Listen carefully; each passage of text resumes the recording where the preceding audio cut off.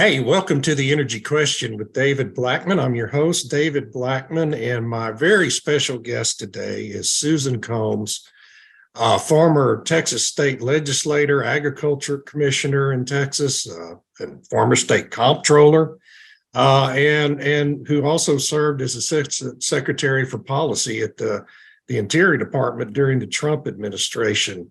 Susan is also today currently on the board of advisors for the Carbon Neutral Coalition. We're going to make that the topic of our discussion today. Susan, thank you so much for agreeing to do this with me.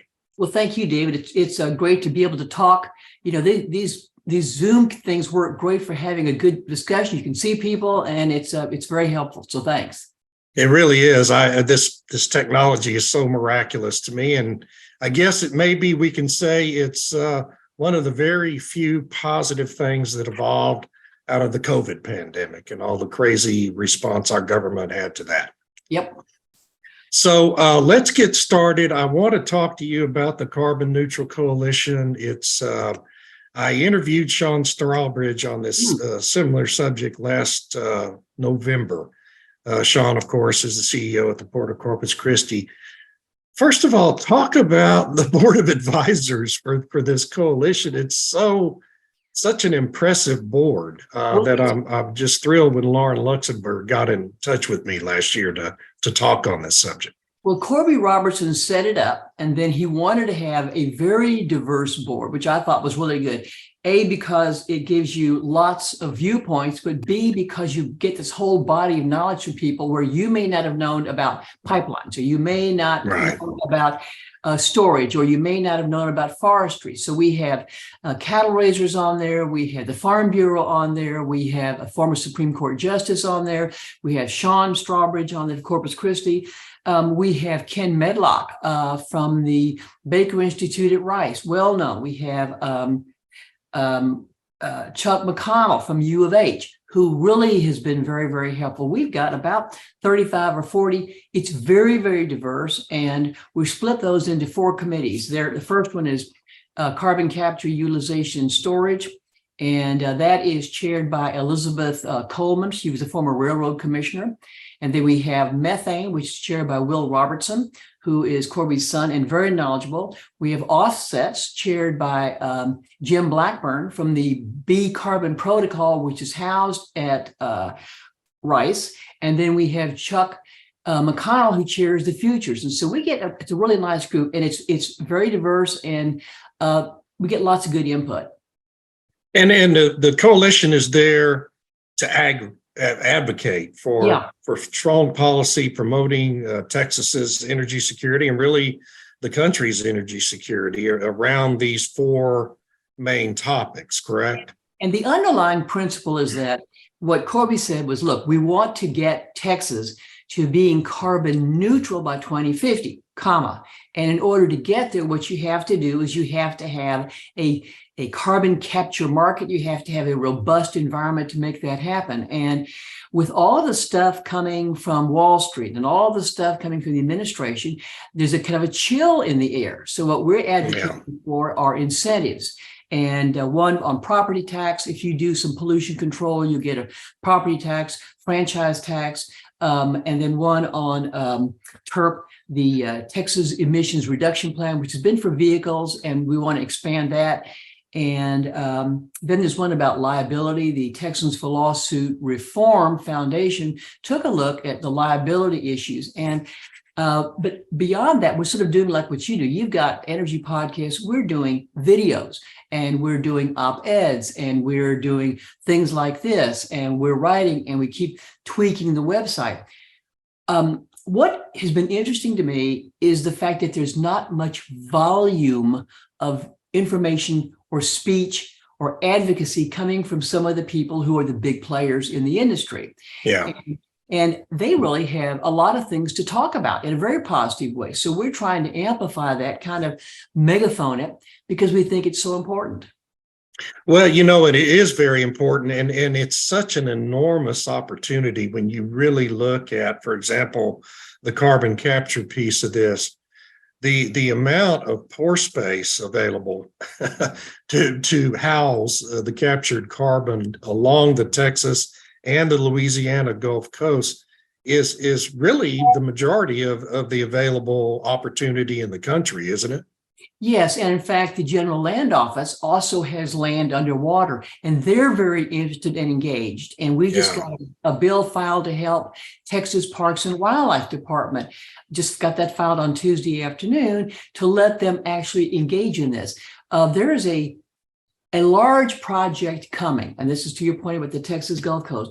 There's a group that wants to invest $500 million over an unspecified number of years to do what I would call sort of living landscapes, on the ocean, Gulf, for 250 miles of Texas's coast. And Parks and Wildlife has about 60 miles of that. And it's a short bill, 2-page bill. And I'm, touch wood, hope it happens, because with the coastline itself, the underground storage underwater, the underground caverns under places like, these large South Texas ranches.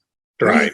Many, many vehicles. We also have a lot of pipelines, which is so ironic. Think about the Ohio Railroad disaster and railroads. And I'm going to read you this. It was on Monday.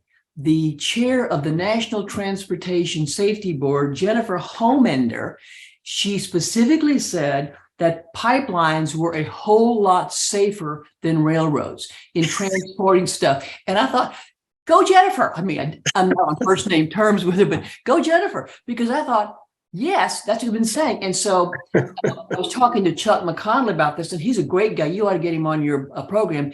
Chuck was pointing out that you have all of the federal FERC, Federal Energy Regulatory Commission, which should be saying, yes, look, we just get these pipelines. You've got the Senate in uproar today, grilling these poor guys, looking like, deer in the headlights. Yeah.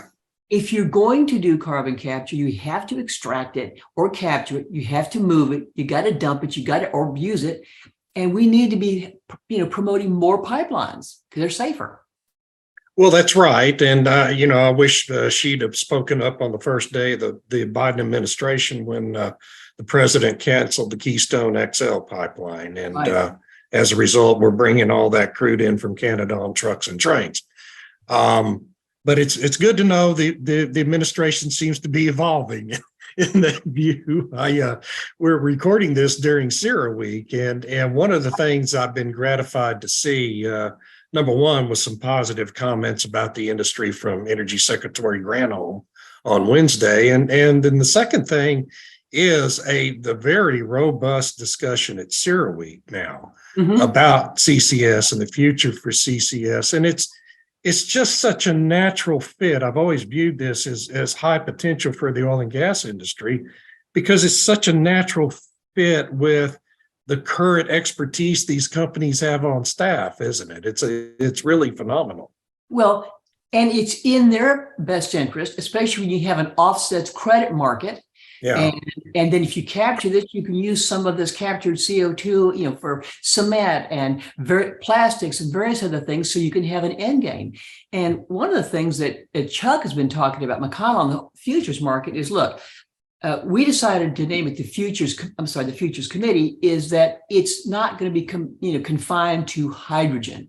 And we have about almost 900,000 energy-related jobs in the state of Texas. And I've got a number that says, if we get to CCUS and we get to see these various things, we would expect annual new jobs of 18,350 over a 15-year period, and then about 9,200 and plus for ongoing operations. So to that end, the Texas Workforce Commission has set aside $38 million in what they were doing, sort of this middle skills arena where you're going to have these new technologies, new things needed, and you have a skills gap. And so their chairman is a very smart guy named Brian Daniel. And I think he's going to be advocating this session, he can't lobby, but they'll be talking about what's the gap. And I think Chuck and the U of H people are very convinced that there's a really robust opportunity for Texas to grow and expand as we transform. That's the word I prefer. As we transform and expand our opportunities to do all kinds of good things for the state and beyond. Right. I mean, look what Sean's doing. He's global. Sean Strawbridge, he's doing things globally. Yeah, what's happened at the Port of Corpus Christi since Sean got there is one of the most incredible economic development stories in the state's history. And frankly, it doesn't get enough attention. But yes, I completely agree with you. That specific port is so critical because of its proximity to the Eagle Ford and the Permian Basin. Mm-hmm. Such a crucial driver of our energy abundance in the United States, and it's all going through Corpus Christi. It's really fantastic story. Speaking of Sarah, I listened to a guy yesterday who is German, but he's in the commodities market. A guy named Lars Chernikau, Scheernikau, and he's written a book called Unpopular Truth. And he points out, because he was talking about the fossil fuels, oil, gas, and coal, and then you're going over to the renewables.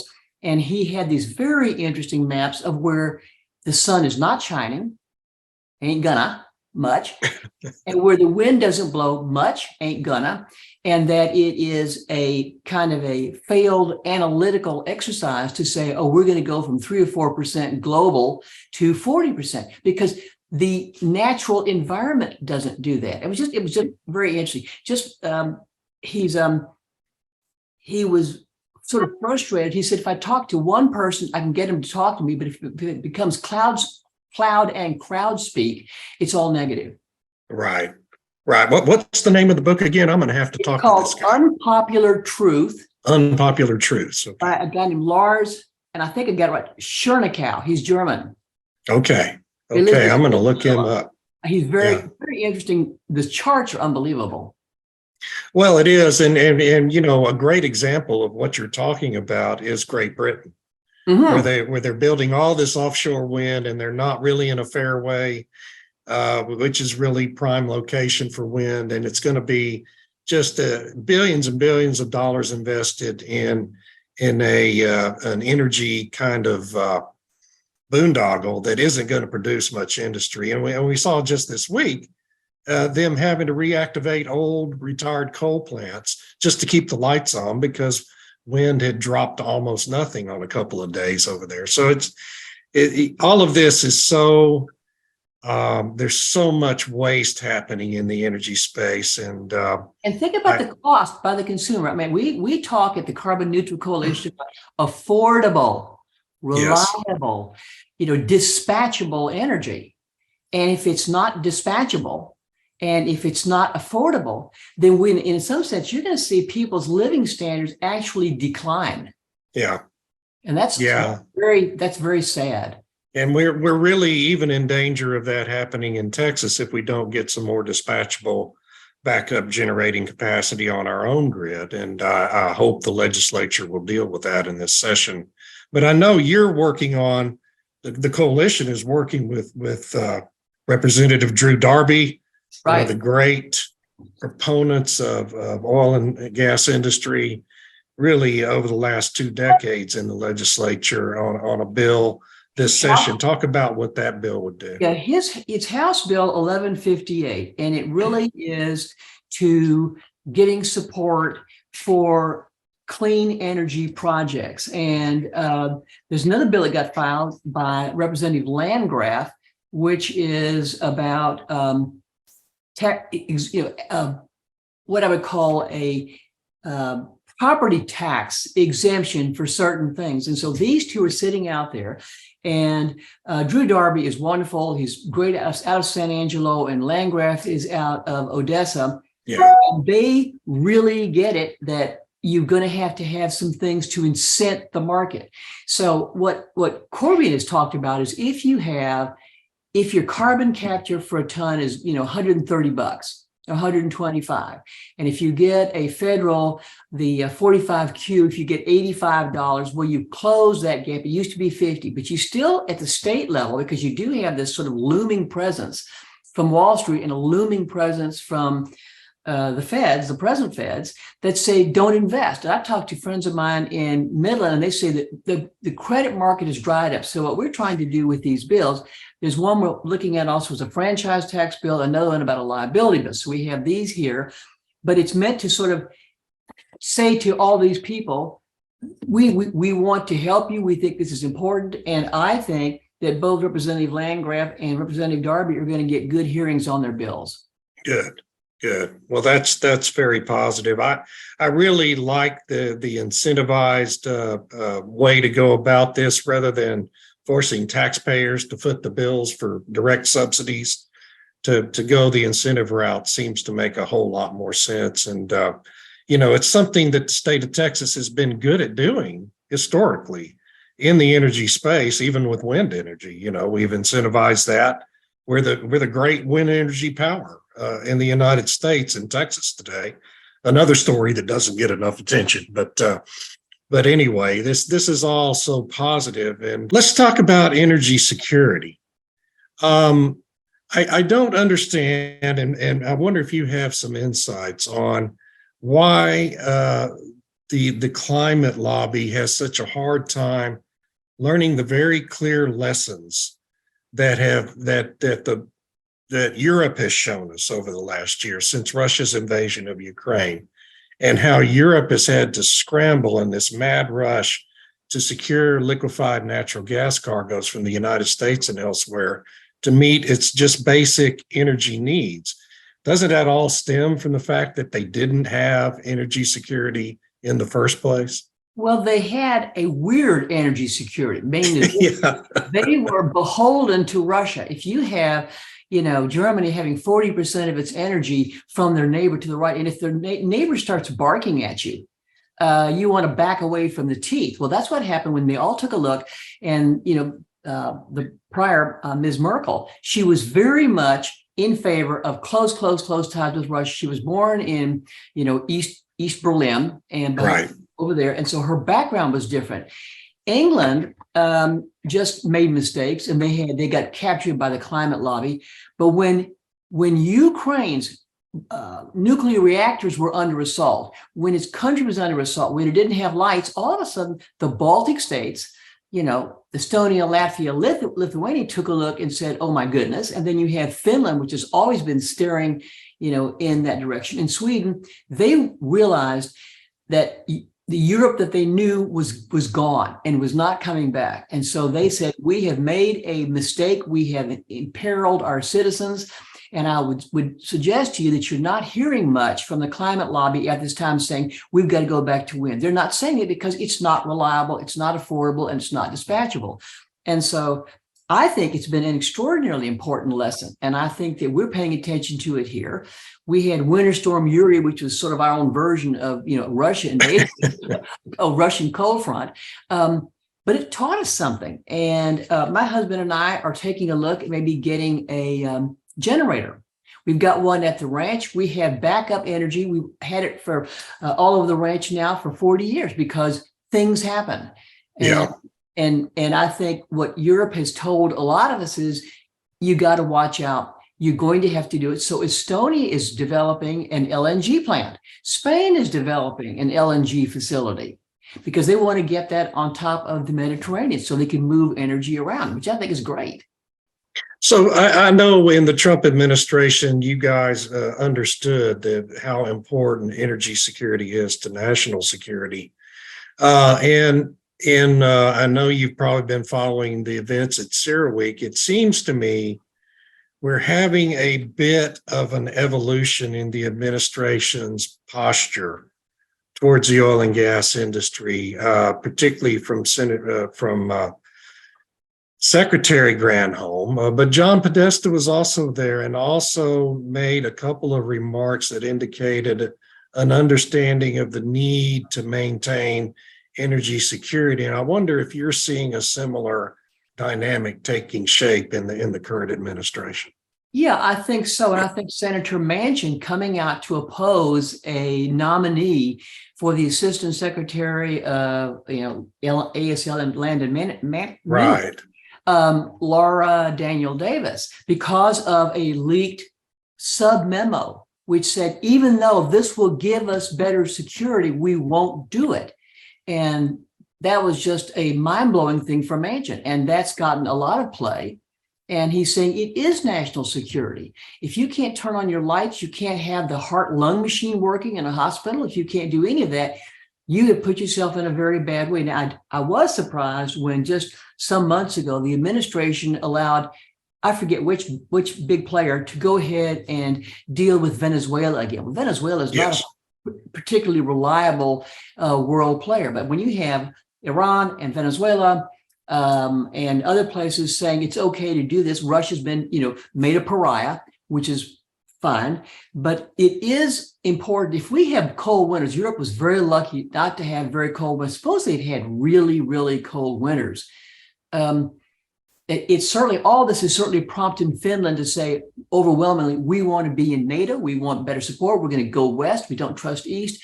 And I'm hoping that the administration is truly paying attention to it. I do too. I talked with Dan Jurgen about a month ago, and he was very focused on the likelihood that Europe did skate through with this mild winter this time, but it's still going to have a real problem obtaining the oil and natural gas it needs to get through the next two, not just next winter, but the one after that as well, the way things are shaping up. And it just all goes back to that fact that it had become so over-reliant on Russia for its energy needs. And here in the United States, the shale revolution really helped us become much more energy independent than we were. And carbon capture, this CCS, just seems to be a way to help us clean up, get the emissions out of our current system that we know has worked for a century. It just all seems to make so much sense, really. I think that's the important story. We can have an energy secure future, if we go ahead and clean it up. What I find interesting, though, is that some people on the left would say the only good fossil fuel is a dead fossil fuel. I mean, that's, they really, if it's cleaned up, it's still not good. And I view that as being very anti folks on a limited income, folks that we really do need to pay attention to, who are not they're not riding around in fancy cars, but it is almost either or. I mean, I'm an all of the above energy person. I've got solar on the ranch, I've got wind on the ranch, I've got generator on the ranch. I have all of those, which is great. I'm all of the above. But I would never say, if you've cleaned up fossil fuels, it's still awful. That would be wrong, incorrect. But also, it's a bad public policy. It's a terrible public policy. It really is. And for Texas specifically, we're so rich in the resource. Mm-hmm. Doesn't Texas produce more than half the oil and gas, the crude oil produced in the whole country right now? Yeah, we're one of the major ones, obviously. And we have been very supportive. You were right next door to Louisiana. You've got, of course, the Dakotas. You've got Haynesville, but you've got California, which has one of the largest reserves of gas, but they import about 2/3 of it because they won't go get it. Yeah, it's crazy. A lot of that comes from Venezuela. In fact, a lot of the gasoline they use. So one of the things I also want to talk about real quick is when you were at the Interior Department, you did a lot of work, had a big focus on Alaska and ensuring, Alaska was able to continue to exploit the resource that they have up there. With this Willow project of Conoco Phillips coming up for approval, I wonder if you have an opinion on which way that should go. Oh, I think it should be done. I mean, Senator Murkowski and Senator Sullivan are clearly pro-Alaska, and they're not polluters. They want to do it right. They want to do it safely. Alaska does need it. And I think that the administration, through their nominees, are showing that they really are going to be pretty hardcore. There was a road that Senator Murkowski wanted about 4 years ago. And then Secretary Sally Jewell said, no, the birds are more important than humans, so we can't get them out. There was, in those two administrations, in the Obama administration, and then in this one, there is a lack of interest in humans.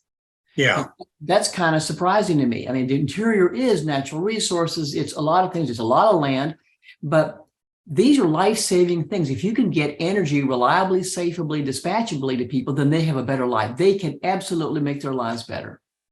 Yeah, we're talking about potentially 180,000 barrels a day of production. That's a lot of oil to help refill the Trans-Alaska pipeline that is only about 40% capacity right now. So hope that decision goes the right way. We are running up against time.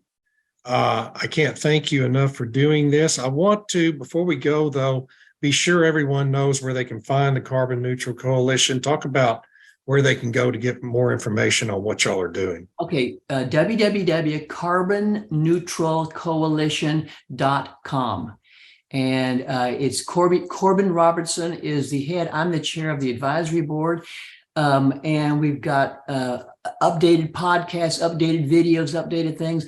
And one last thing that we're doing, David, we are actually engaged extensively in social media right now to get people in the Capitol to understand what's going on. We've got, a couple of 100,000 clicks and people like us back and forth. So we're trying to do, like that, all of the above media, but it is the Carbon Neutral Coalition.